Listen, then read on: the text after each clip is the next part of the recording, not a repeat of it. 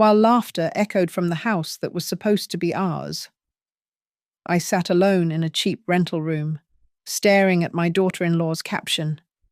It read, "While you paid everything, I bought my house.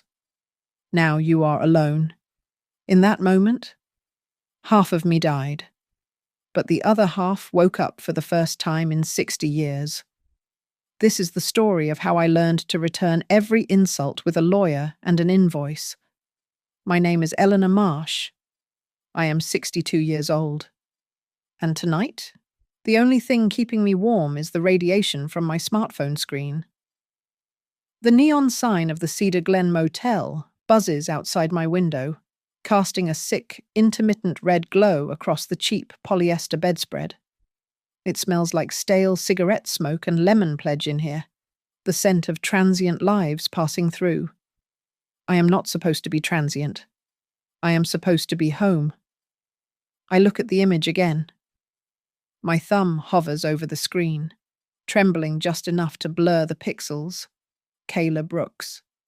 Her smile is so wide it looks like it might crack her face open. She is holding a glass of champagne, standing in the living room of the new split level on Sycamore Street. The caption screams at me in bold font. "While you paid everything, I bought my house. Now you're alone." There is a laughing emoji at the end, a yellow, round face mocking the 40 years of labor I just lost. I zoom in. My fingers shake, not from the cold, but from a rage so deep it feels like ice in my veins. In the background of her selfie, I see it. The beige velvet sectional. I worked double shifts at the market for 6 months to buy that sofa because Daniel said his back hurt on the old one. On the coffee table, I see the blue willow pattern saucer. My grandmother left those to me. And underneath the champagne bucket is the lace runner I crocheted 3 winters ago. My eyes, my money, my history. All of it is props in her victory photo. I am not tagged in the picture. I am not even a ghost in that house anymore. I am erased. Through the paper-thin wall, I hear the murmur of a late-night talk show. Someone in room 12 laughs. A sharp, barking sound. Water rushes through the pipes as someone takes a shower. The world is washing itself clean, laughing at jokes, living its life. I am sitting in the dark with a black trash bag of clothes in the corner, listening to strangers live while my life sits in a house I am forbidden to enter. I scroll down to the comments section. My heart hammers against my ribs like a trapped bird. "Yas, Queen," says one comment. "Self-made woman. So proud of you," says another. Independent ladies win, they do not know. None of them know that the down payment came from my retirement fund. They do not know the renovation costs for that open-concept kitchen came from the life insurance money I got when my husband died. They see a queen. I see a thief in a silk blouse.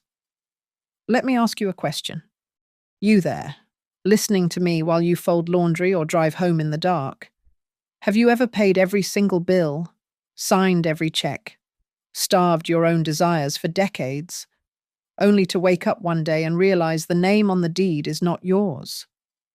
Have you ever realized you were just the wallet, not the person?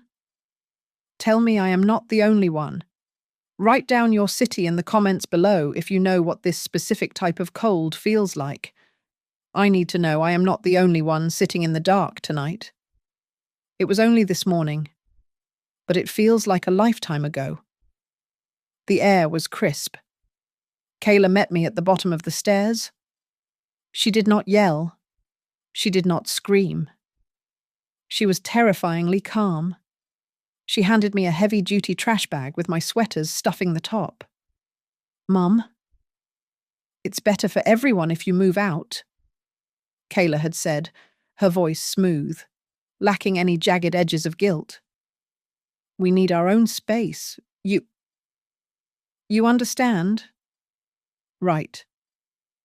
It's just too crowded. I looked over her shoulder. Daniel was standing in the kitchen. He was drinking coffee from a mug I bought him for his 30th birthday. He looked at the floor. He looked at the wall. He looked anywhere but at me. Daniel, I had whispered, my voice breaking.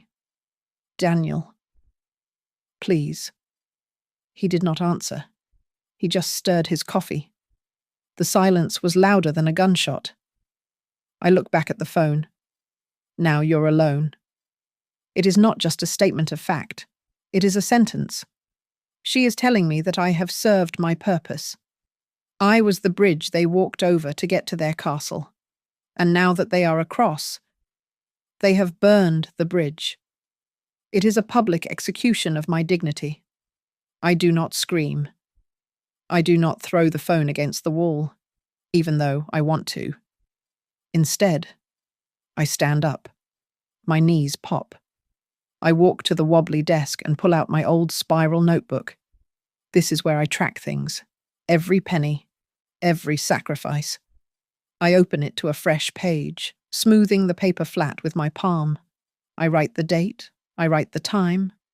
I write down exactly what the caption said. Beneath it, I write one sentence. The day Kayla declared I was alone is the day I started calculating the refund. I stare up at the water stain on the motel ceiling. It looks like a map of a country that does not exist. If you have ever been pushed out of the exact place you built with your own hands, stick around. I whisper to the empty room, because tonight, looking at this photo, I realized something. I did not know how I would make them pay back every cent yet. But I knew one thing for sure. I am not going to die in this room. I am not a fragile woman. You do not work the graveyard shift at the Harvest Lane Market in Riverbend, Northfield, for nearly 40 years without developing a spine made of steel. My hands are not soft. They are mapped with calluses from stocking shelves, scanning heavy items, and scrubbing floors when the janitor called in sick. I raised Daniel Marsh with these two hands, and I did it alone. I am not a victim. I am a survivor who just happened to be blindsided by the one person I was fighting for. I close my eyes, and the smell of that motel room fades, replaced by the scent of pine sol and fresh paint from the little bungalow on Oak Ridge Street. That was my first victory. It was a small, drafty wooden house that I bought for a song because the roof leaked and the porch was rotting. But it was mine. I spent my weekends on a ladder, scraping away peeling paint until my shoulders burned. I sewed every single curtain on a second-hand sewing machine, turning cheap yellow fabric into sunshine for the windows. I transformed that wreck into a home. I remember the mornings best. The winter air in Northfield cuts right through to the bone. I would bundle Daniel up before the sun rose, ushering him into my old Valoran sedan. The heater in that car rattled like a dying lung, taking 20 minutes to blow anything other than ice-cold air. I would grip the steering wheel with one hand and hold a travel mug in the other, filled with coffee brewed from a machine I bought on clearance for $9.99. We would drive through the grey dawn, and I would sing to him. I memorized every cartoon theme song, every nursery rhyme, just to see him smile in the rearview mirror. One morning, when he was 7, he reached forward from the back seat and wrapped his little arms around my neck while we were parked at a red light. When I grow up, I'll buy you a house with a porch swing. Mum, he whispered, his voice thick with sleep and sincerity. You'll never have to work again. That sentence became the fuel for my entire life. After my husband died in a construction accident, the silence in the house was deafening. Men tried to take me out. A nice butcher from the market. a mechanic who fixed the Valeran. I turned them all down. Daniel was the only man in my world. I picked up extra shifts on Thanksgiving.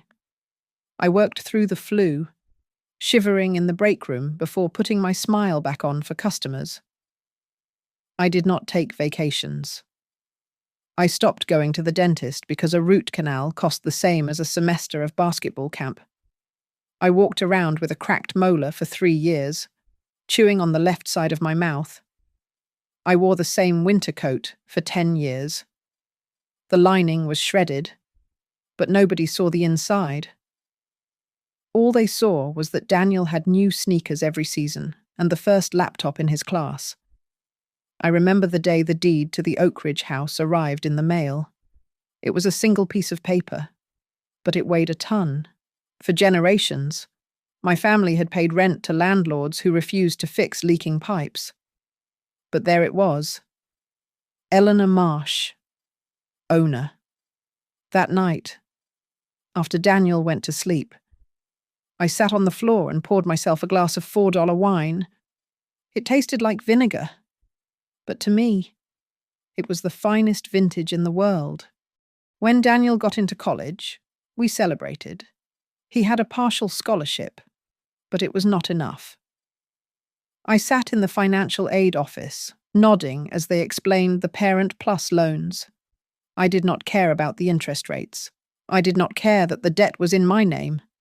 Nia is okay, I told myself. As long as he has a future. He would call me from his dorm room on Sunday nights. He would talk about his classes, the parties, the new world opening up to him. He always ended the call the same way. I love you. Mom, don't worry. I'll take care of you someday. I promise. I believed him. I believed him with the same certainty that I believed the sun would rise in the east. Now, sitting on this lumpy mattress in Cedar Glen, I realize the truth. My biggest mistake was not working too much. It was not the cheap shoes or the ignored toothaches. My biggest mistake was believing that a son, just because he carries your blood and your last name, would never let you sleep in a strange bed. I thought I was building a legacy. It turns out I was just financing his escape. When Daniel graduated and came home, the air in the house changed. He did not return as the boy who wanted a porch swing. He returned with a degree, and Kayla Brooks. She was 28 years old, a marketing specialist for Bright Nest Realty, and she walked into my life like she was staging an open house. The first time I met her, she stood on my front porch, holding a box of expensive cupcakes. Her smile was bright, practiced, and tight at the corners. I heard so much about you, she chirped, handing me the box. But while she hugged me, I felt her chin lift. She was not looking at me. Her eyes were darting over my shoulder, scanning the living room. She was checking the crown molding. She was assessing the hardwood floors I had polished on my hands and knees for decades. She was not meeting a mother. She was inspecting a property. She kicked off her heels and walked around the living room, trailing a finger along the mantel. This place is cute. Very vintage, she said. The word vintage dripping with a tone that suggested obsolete. Then she turned to me, her eyes gleaming with calculation. With just a few updates, this place could totally sell for a good chunk. Did you ever think of cashing out? Mom Marsh, I froze. I had lived there for 30 years. And within 5 minutes, she was talking about selling it. Daniel laughed nervously, squeezing her shoulder. She's always looking at everything like a listing, he said, flashing me an apologetic grin. It's an occupational hazard. He turned her rudeness into a joke. I forced a smile and put the cupcakes in the kitchen.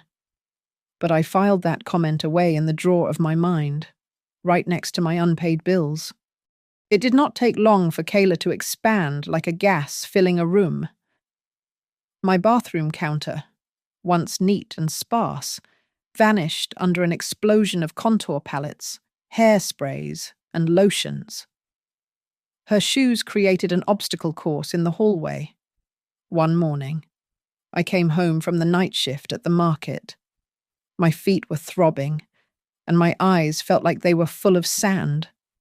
I just wanted 3 hours of sleep. I had barely closed my eyes when the bass of high-tempo workout music began to thump through the floorboards. The walls vibrated. I went upstairs, my robe pulled tight, and knocked. Kayla opened the door in expensive yoga gear, sweating slightly. "Oh my God. I didn't realize," she said, breathless, though the music was loud enough to wake the dead. "You should just tell me if it bothers you." She did not turn the music off. She just turned it down a fraction. The real sting came during our first official dinner. I made my pot roast, a recipe that takes 6 hours of slow cooking. Daniel used to beg for it. Kayla put a tiny portion on her plate. She did not eat it. Instead, she took out her phone, arranged the fork just so, and snapped a picture. Later that night, I saw the post. She had applied a filter that made my warm, yellow kitchen look beige and trendy. The caption read, "Cozy dinner at the starter home. Manifesting our future house. Starter home." My heart contracted. A starter home is something you buy to leave. It is a stepping stone, a temporary station. To her, the roof over my head, the walls that held every memory of my son's childhood, was just a waiting room for something better. Over the next few weeks, dinner conversations shifted. Kayla did most of the talking.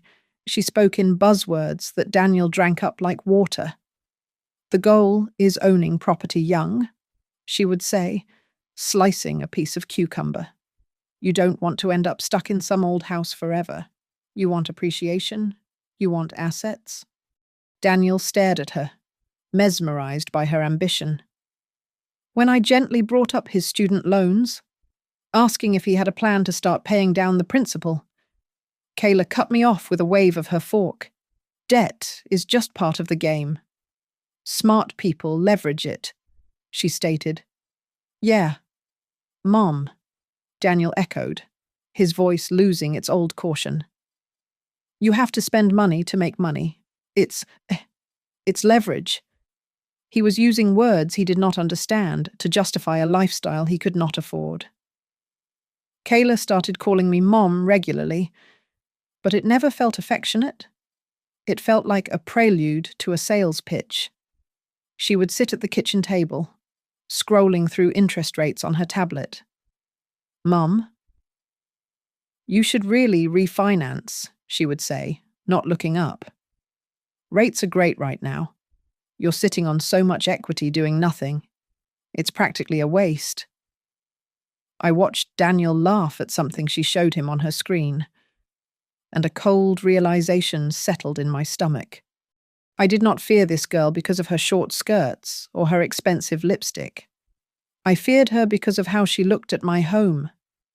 She saw a number to be extracted, and she looked at me not as a person, but as an obstacle sitting on top of a pile of gold.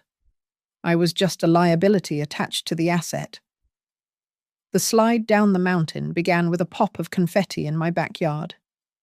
Daniel dropped to one knee on the grass I had just mowed, holding out a ring box. The neighbors clapped over the fence, and for a moment, the joy was real. But then Kayla threw her arms around his neck, looking not at him, but at the imaginary audience she always performed for. "Yes," she shrieked. "I can't wait to build our empire together." Empire. The word sat heavy in my stomach. Empires are built on conquest. And I did not know yet that I was the territory to be conquered. The wedding was supposed to be a small ceremony at the local church. Within a month, Kayla had transformed it into a destination event at the Silver Pines Lodge. It was a resort 3 hours away, where a glass of water cost $8. When the budget inevitably shattered, Daniel cornered me in the kitchen. He looked pale, twisting his hands in his pockets. "Mom?" "Kayla's family can't really help," he whispered, glancing at the doorway to make sure she was not listening. Could you maybe put some of it on your card? We'll pay you back as soon as we can." "I promise." I had one credit card with a high limit. I had kept the balance at zero for 15 years, saving it for a medical emergency or a natural disaster. Looking at my son's desperate eyes, I decided his happiness was the emergency. I handed over the card. By the time the reception ended, I had charged nearly $30,000. That was almost a full year of my wages at the market. After the honeymoon, the pressure shifted. Kayla decided that to build their empire, they needed leverage. They wanted to buy a rental property, a second home to flip. But Daniel's student loans and the fresh wedding debt made him a pariah to lenders.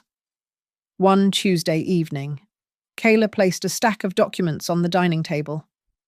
"If you co-sign, Mom, we get a better rate," she said, her voice breezy and light. "It's just paperwork. Nothing changes, really. We're family. It just helps us get a foot in the door." Daniel stood behind her. He did not speak. He just looked at me with those pleading eyes, the same look he used to give me when he wanted a toy from the store window. I went with them to Maple First Credit the next morning.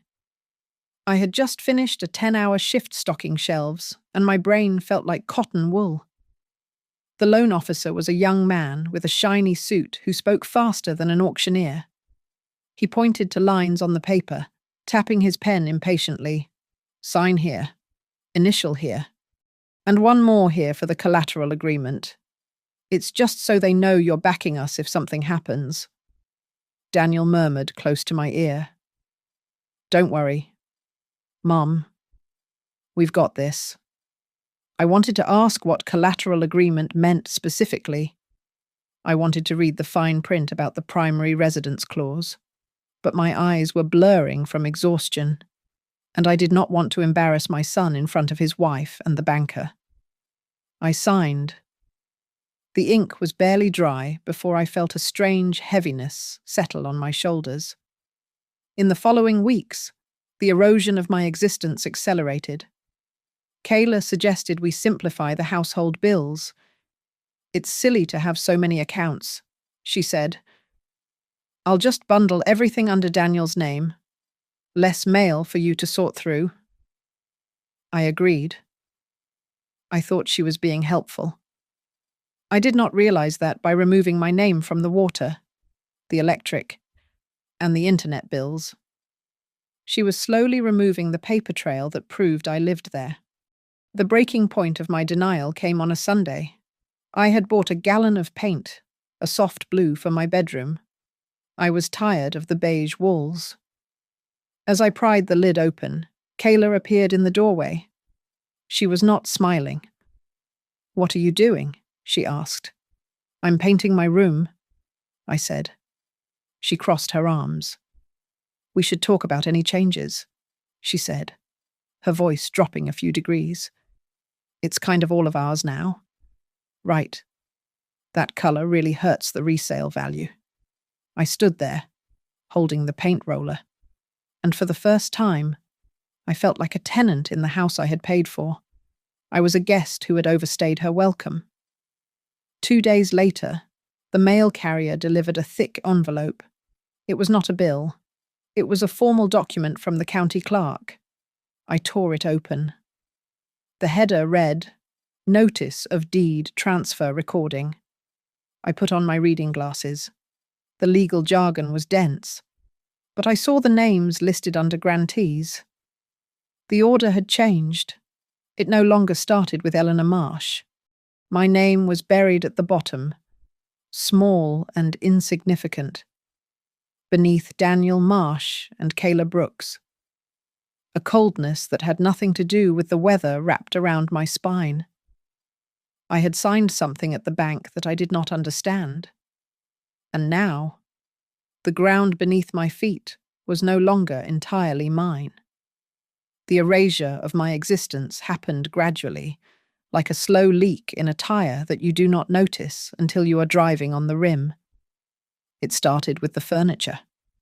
My oak rocking chair, the one I had nursed Daniel in, was banished to the garage. Kayla said it was for the yard sale. In its place, a sharp-edged grey sofa appeared, the family photos lining the hallway pictures of Daniel's first steps, his graduation. Our trips to the beach were taken down. They were replaced by abstract prints that looked like spilled ink and a massive corkboard titled Our Goals. Then came the displacement. We need the upstairs bedroom for a home office. Mum, Daniel told me one evening, avoiding my eyes. Kayla needs space to focus on her real estate exams. The basement it's actually really private. It's just until we figure things out. So I moved. I took my clothes and descended into the damp, windowless belly of the house I had paid for. I became a ghost in my own home. If I wanted to watch television, I had to check if they were using the living room. If I wanted to cook, I had to make sure I was not interrupting Kayla's meal prep.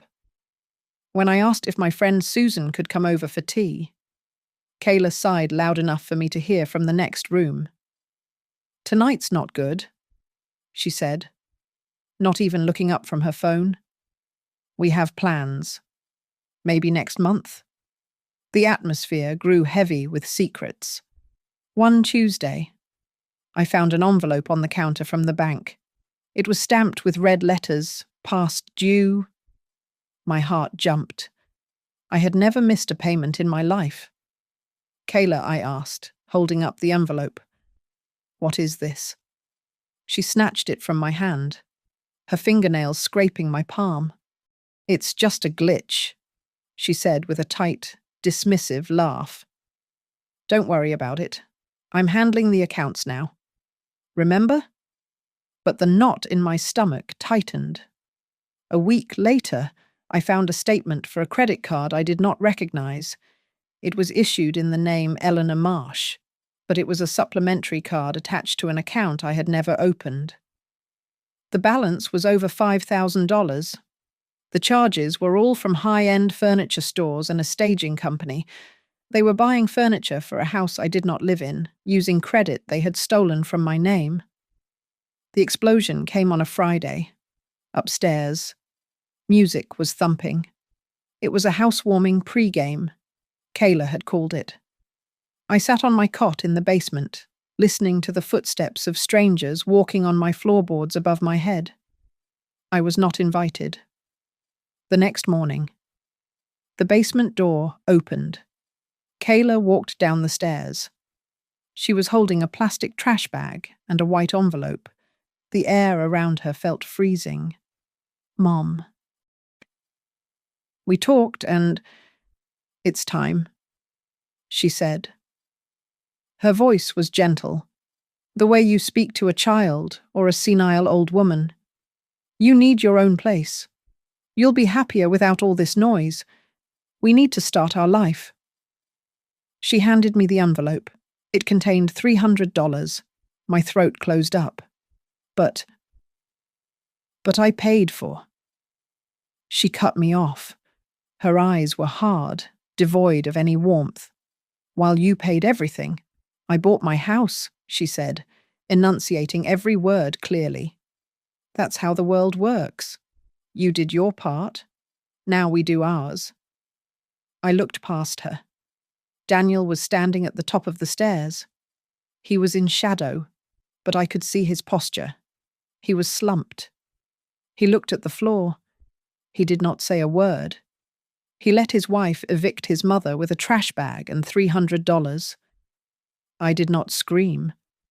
I did not fight. The shock was a physical blow that knocked the air out of my lungs. I packed my old suitcase. I took the trash bag. As I walked down the driveway, dragging the wheels of my case over the cracked pavement I had meant to fix next summer, I looked back. In the upstairs window, the window of the room that used to be mine, I saw a silhouette. Kayla was holding her phone up. She was filming a story. I could hear the faint sound of laughter drifting through the glass. I turned my back on the house on Oak Ridge Street and walked toward the bus stop. Now, sitting in this motel room, staring at that caption. Now you're alone. The tears finally stop. The numbness is fading, replaced by a cold, sharp clarity. Daniel made his choice. He thinks I am just an old woman who will fade away into the background. They think I am weak because I gave them everything. They think I only know how to cry. I whisper to the empty room, my finger tracing the date on the calendar. They forgot that the person who pays understands the numbers better than anyone. For 3 days. I lay in the motel bed, paralyzed by a grief so heavy it felt like physical weights strapped to my chest. But grief does not pay for a phone plan, and I had nowhere to charge my battery. So, I dragged myself to the Cedar Glen Public Library. It was a place of free electricity and silence, 2 things I desperately needed. I plugged my phone in near the back of the community room. I intended to just sit there, but a voice from the front of the room drifted over to me. A local non-profit was hosting a seminar titled Fraud and Elder Financial Abuse. I tried to tune it out, but the speaker, a woman with a sharp blazer and sharper eyes, started listing red flags. Does your adult child pressure you to sign documents you do not understand? She asked the small crowd. Have you noticed withdrawals you did not make? Has anyone told you that putting assets in their name is simply better for everyone? The hair on my arms stood up. It was not a seminar. It was a script of my life over the last 2 years. I listened, my heart hammering against my ribs, as she described the specific mechanics of coerced debt. When the talk ended, I did not move. A young woman with a kind face approached me. Her name tag read, Mia Alvarez. Volunteer. You've been gripping that chair pretty hard for the last hour, she said softly. If any of that sounds familiar, you should call us. She handed me a card for the Safe Aging Alliance. I took it. My hands were shaking. 2 days later. I sat in a small, windowless office with Mia and a pro bono lawyer named Jordan Pike. I dumped the contents of my plastic bag onto the table. It was a chaotic mess of bank statements, transfer notices, and the few documents I had managed to salvage before leaving the house. It's a mess, I whispered. I'm sorry. I'm not good with this stuff. Kayla always said I didn't understand the modern economy. Let's look at the facts. Eleanor, Jordan said. He was young, but he had the tired, focused eyes of someone who had seen too much injustice. We spent 4 hours sorting the papers into a timeline. It was like putting together a puzzle where the picture was a crime scene. Jordan pulled out the refinance documents from Maple First Credit, the ones I had signed when I was exhausted after a night shift. He placed them next to an old birthday card I had written to Daniel years ago. Look at this. Jordan pointed to the signature block on the loan modification. Look at the loop on the M in Marsh. I squinted. My handwriting is jagged, a result of years of gripping box cutters and pens. The signature on the document was smooth, flowing. That's That's not how I write my name, I said, my voice barely audible. And this. Jordan pulled out a credit card application I had never seen. This was opened online 3 months ago. Did you authorize this? No? I said. I didn't even know it existed until the bill came. Jordan leaned back, crossing his arms. Eleanor, this isn't you being bad with money. This is fraud. If we can prove you were coerced or that these signatures are forged, we can challenge the validity of the debt. And using your identity to open credit lines without your consent, that is a crime. For the first time in months. I sat up straight. Kayla had spent years making me feel small, making me feel like a relic that needed to be managed. But she was not a manager. She was a criminal. First step, Jordan said, handing me a checklist. We freeze everything. Credit bureaus, bank accounts, passwords. We lock the doors. We worked until the sun went down. As I was shuffling the papers back into my bag, a yellowed envelope slipped out from between 2 bank statements. I frowned. It was a letter from a law firm in Ohio, sent 3 years ago. I had completely forgotten about it in the chaos of the wedding planning. It was a notification regarding my estranged sister, who had passed away, leaving me a small, undeveloped plot of land near a lake. I had ignored it then, thinking it was worthless scrubland, too far away to matter. I held the letter up. I think I own a piece of dirt in Ohio, I said. Jordan looked at it. Asset, he said firmly. It's yours. They didn't know about it, did they? No, I said. I forgot I had it. Good. Jordan nodded. Keep it that way. That's your lifeline. That night, back in the motel room, the air felt different. I was no longer just the woman who had been kicked out. I was a woman with a lawyer and a file number. I opened a fresh notebook. I did not write down what I had lost. I took a black marker and wrote in capital letters on the first page, House, the name on the paper will not be the final line of the story. I stared at the words. I was done crying. It was time to become the person Kayla feared most, a woman who knows exactly what she is worth. Thanks to the Safe Aging Alliance, I traded the lemon-scented purgatory of the motel for a set of keys that actually belonged to me. My new kingdom was a studio apartment on the 3rd floor of a brick building that smelled of boiled cabbage and old carpet. It overlooked a cracked parking lot. But when I locked the deadbolt at night, I knew no one was going to walk in and hand me a trash bag of my own clothes. I found work quickly.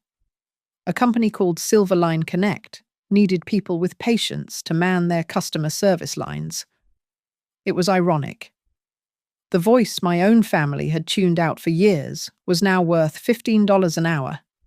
I sat in a cubicle, headset on, soothing angry strangers who were upset about their cable bills. I was good at it. I had spent a lifetime de-escalating tantrums. Doing it over the phone was easy. While I worked, Jordan Pike went to war. He filed a civil suit demanding the annulment of the credit card debt and the deed transfer. He sent certified letters to Daniel and Kayla, attaching the forensic analysis of the forged signatures. Kayla did not apologize. She did not call to explain. She retaliated with a brutality that took my breath away. Her lawyer filed a motion requesting a competency hearing for me. The paperwork claimed I was confused, prone to memory lapses, and easily influenced. She was trying to paint a picture of a senile old woman who had simply forgotten she agreed to give her house away. She wanted to strip me of my credibility before I could strip her of my assets. The humiliation of that week is something I will never forget. I had to sit in a sterile room with a court-appointed psychologist, a man young enough to be my grandson. I had to put together a child's puzzle while he timed me. I had to count backward from 100 by sevens. I had to remember a list of 3 random objects: apple, table, penny, and repeat them 5 minutes later. "Eleanor? Take your time," the doctor said, clicking his pen. If you can't remember, it's okay." "I don't need time," I said, my voice sharp. "Apple, table, penny. And I can tell you the date I bought my house, the interest rate on the original mortgage, and the exact amount of money my daughter-in-law spent on a sectional sofa using a credit card fraudulently opened in my name. I passed every test. I walked out of that clinic with my dignity bruised, but my mind certified as a weapon. I began recording everything, in our state. As long as one person knows the conversation is being recorded, it is legal. Every time Daniel called to wheedle or guilt-trip me, I pressed the red button on my phone. "Mum? We never meant to hurt you," he said one Tuesday, his voice trembling. We needed the help. You said you wanted to help us." "I wanted to help," I said into the receiver. "I didn't want to be erased." "You're twisting things. It wasn't like that," he stammered. "Keep talking." "Daniel," I thought. "Every word is evidence." The strangest twist came from the cubicle next to mine. A young man named Marcus, with blue hair and a kind smile, tapped me on the shoulder during our lunch break. "Excuse me." "Eleanor," he said. "I know this sounds crazy, but do you write on the Mothers Left Behind forum?" I froze. In the sleepless nights at the motel, I had started typing my story into the void of the internet under a pseudonym. I thought I was shouting into a black hole. "I read a post last night," Marcus continued, "about the starter home caption. The way you described the lace runner. It sounded just like the one you told me about knitting yesterday. My mum? She's in a shelter because my brother took her pension. We read your posts together."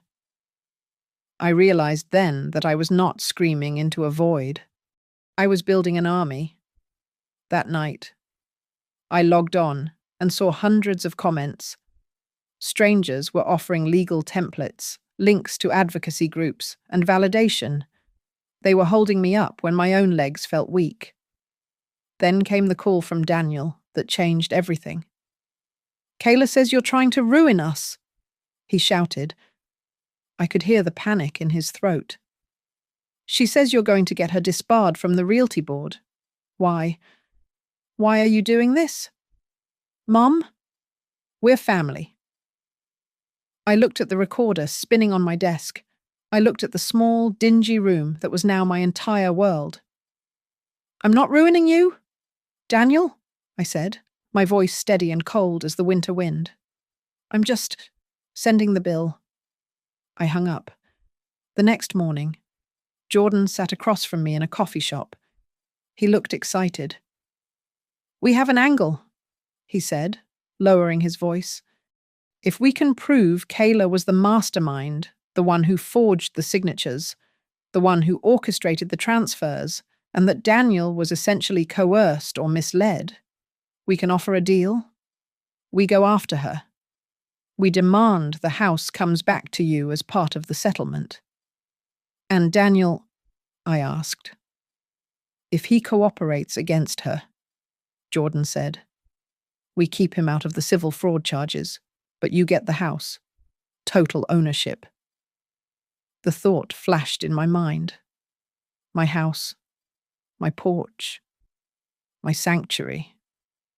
But to get it, I had to destroy my son's marriage and possibly his life. I looked at the steam rising from my cup. I had not decided if I wanted to save him or let him burn with her. But I knew one thing. I wanted my keys back. The fluorescent lights of the county courthouse hummed with a low, menacing buzz. When the bailiff called my case, I watched Kayla walk to the stand. She had shed her usual sharp blazers and stilettos. Today, she wore a modest navy dress and flats, her hair pulled back in a severe bun. She looked like a grieving widow, not a real estate shark. "I only ever wanted to help Mom Marsh," Kayla said, dabbing at dry eyes with a tissue. She gets confused. The finances were overwhelming her. I just wanted to make sure she was secure. Her lawyer, a slick man named Mr. Sterling, projected an image onto the screen behind her. A gasp rippled through the gallery. It was a photo of me, slumped over in the break room at the market, mouth slightly open, looking grey and exhausted. I remembered that night. I had just worked a double shift to pay for the catering deposit for their wedding.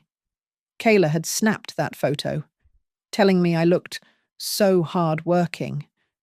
Now, she was using it to prove I was feeble. As you can see, Mr. Sterling droned. Mrs. Marsh clearly lacks the stamina to manage complex assets. I gripped the edge of the table until my knuckles turned white. I felt naked, exposed. But then Dr. Aris, the court-appointed psychologist, took the stand. He adjusted his glasses and looked directly at the judge. Eleanor Marsh scored in the 99th percentile for memory and cognitive function for her age group, he stated flatly. She is not only competent, she is arguably sharper than anyone else in this room regarding her financial history. There is absolutely no medical basis for a conservatorship or implied incapacity. Kayla's face twitched. The mask of the concerned daughter slipped for a fraction of a second. During the recess, I sat on a bench in the hallway, my hands trembling. I opened my phone to check the forum. A notification blinking red caught my eye. It was a private message from a user named Tessa1994. "I saw the blog post about your story." The message read, "I think I know who your daughter-in-law is. Did she go to State University? I was her roommate freshman year. She opened 3 credit cards in my name. I had to drop out to pay the legal fees. I have the police report." My breath hitched. I showed the screen to Jordan. He read it, his eyes widening. Within an hour, Tessa had emailed us scans of the internal university investigation and the expulsion notice Kayla had successfully buried. It was not a mistake. It was a pattern. She targeted people who trusted her, drained them, and moved on. When court reconvened, the atmosphere had shifted. The air was thick with the static of a brewing storm. Jordan stood up, holding his tablet. "Your Honor, we would like to submit new evidence regarding the defendant's history of financial management," Jordan said. He did not yell. He did not need to. Then, he played the recording. Daniel's voice, tinny and pathetic, echoed off the wood-panelled walls. "Kayla said we'd put everything in our names first, then later we could fix paperwork for you. Mom, I thought it was temporary." Daniel, sitting in the back row, put his head in his hands. Kayla stiffened on the stand. "Mrs. Brooks," Jordan asked, walking toward her. "Was it temporary, or was the plan always to remove Eleanor from the deed?" "It's complicated," Kayla snapped, her voice losing its soft, victimized timbre. "It seems simple." Jordan pressed. "You took a paid-off house and leveraged it for your own gain." Kayla slammed her hand on the railing. The modest act vanished. "Of course I had to put the house in our names," she shouted, her face flushing an angry red. "Lenders don't like old people on title. They die, and it gets messy. It's just business." Someone had to be the adult and make the hard call. The courtroom went dead silent. The judge's eyebrows shot up. The stenographer stopped typing. Even Mr.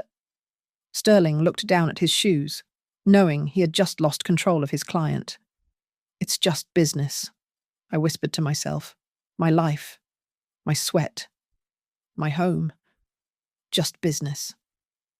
When the session ended, Jordan pulled me into a small conference room. He looked energized, almost vibrating with adrenaline. "We have her. Eleanor," he said, laying the files out on the table. "With Tessa's evidence and that outburst, we have enough to go to the district attorney. This isn't just civil anymore. This is criminal fraud, grand larceny. If we push this, she could go to prison for 5 to 10 years. He looked me in the eye. "The question is, what do you want? Do you want the house back? Do you want your money? Or do you want to see her in handcuffs? Because if we go criminal, Daniel might get dragged down with her as an accessory. It's your call." I looked through the glass partition. I saw Kayla arguing with her lawyer, her face twisted in a snarl. I saw Daniel standing alone near the water fountain, looking like a lost child. I started, my voice steady. "I want to know if justice costs more than I am willing to pay." The air in the district attorney's conference room was so thick you could almost chew it. The DA, a woman with greying hair and a no-nonsense attitude, sat at the head of the mahogany table. On one side sat Kayla, her lawyer, Mr. Sterling, and Daniel. On the other side sat Jordan and me. "Here is the reality," the DA said, placing a folder on the table. "We have evidence of forgery, identity theft, and elder abuse. If we go to trial, Mrs. Brooks, you are looking at a potential sentence of 5 to 7 years in a state facility. Mr. Marsh, as a beneficiary of these funds, you could be looking at accessory charges." Daniel flinched as if he had been slapped. Kayla remained stone-faced, though her knuckles were white as she gripped her purse. Mr. Sterling cleared his throat. "My client is willing to offer a settlement to avoid the spectacle of a trial. We propose selling the Sycamore Street property. We will use the proceeds to pay off the credit card debt and reimburse Mrs. Marsh for her initial down payment. Kayla will retain the remaining equity, as she needs to rebuild her life. She is young, after all." I looked at Kayla. Rebuild. She wanted to rebuild on the ashes of my retirement. "No," I said. The word hung in the air. "Excuse me, Mr. Sterling blinked. "I want the house," I said, my voice steady. "Transfer the deed to the Sycamore property to me, 100% of it. Kayla assumes the full debt for the credit cards she opened in my name. In exchange, I will ask the DA to recommend probation instead of prison time." The room went silent. "Mom," Daniel whispered, his face draining of color. "Mom, that would leave us with nothing. Where am I supposed to go?" Kayla whipped her head around to glare at him. "See what you did?" she hissed. "You made her hate us. This is your fault for not controlling her." The crack in their united front was now a canyon. 2 days later, Daniel came to my studio apartment. It was the first time he had visited since I was evicted. He stood in the doorway, looking at the peeling wallpaper and the single hot plate I used to cook dinner. His eyes landed on the small bedside table, where I kept a framed photo of him hitting a home run in Little League. I didn't know it was like this," he stammered, tears welling in his eyes. I thought, "Kayla said you were comfortable." "I am comfortable," I said, not offering him a seat because there was only one chair. "I pay my own rent. No one can kick me out." He broke down then, sobbing into his hands. It was pathetic, and it was heartbreaking. But I remained standing. I could not afford to be soft. Not yet. The next morning, Jordan called me with news that turned my blood to ice. "Eleanor, you need to come in," he said. "We found something." A home equity line of credit was taken out on the new house just 3 days after closing. How much, I asked. $50,000, Jordan replied. And we traced the funds. They didn't go into renovations. They went into a holding company that just purchased a small condo in Houston. The deed is in Kayla's maiden name only. I stared at the phone. She had not just stolen from me. She had been preparing to leave Daniel all along. She was building a life raft while he was drowning, trying to keep her afloat. That was the moment I decided. My revenge would not be seeing my son in a jail cell.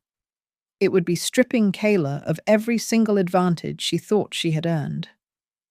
I told Jordan to revise the terms. The house would be transferred to me immediately.